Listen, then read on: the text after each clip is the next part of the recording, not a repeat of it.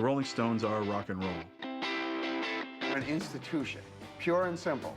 There was like modernism, romanticism, and Rolling Stonesism, the so-called greatest rock and roll band in the world. The Rolling Stones were the original bad boys. And as a child, I can remember my parents actually saying to me, "You don't want to end up like that."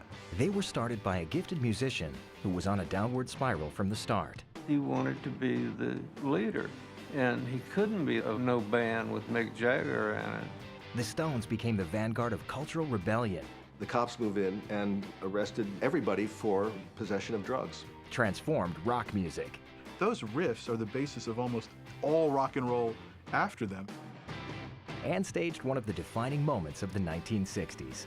Here was Mick thinking he was going to outdo Woodstock. Instead of 3 days of peace and love, it was a night of nightmares and death. From Woodstock to their 50 and counting tour, the Rolling Stones have given their life to their fans through decades of unforgettable performances. And if the band's past 5 decades together are any indication, retirement is not an option. It's just the chemistry between Mick, Charlie, and myself and Ronnie that you can't put your finger on it, quite honestly. It's one of those things.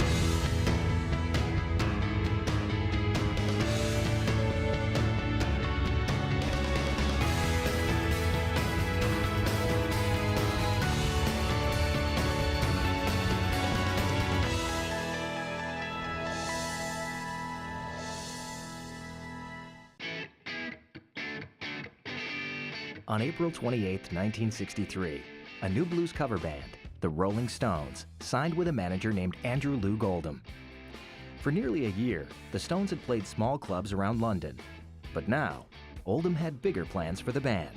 Every band needs a Svengali, and I think Andrew Loog Oldham was the guy who took an R&B band, essentially, and spun them. Oldham immediately got the band a recording contract with Decca Records and began booking tours and TV appearances.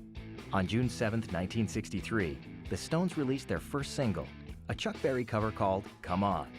But Oldham was just getting started.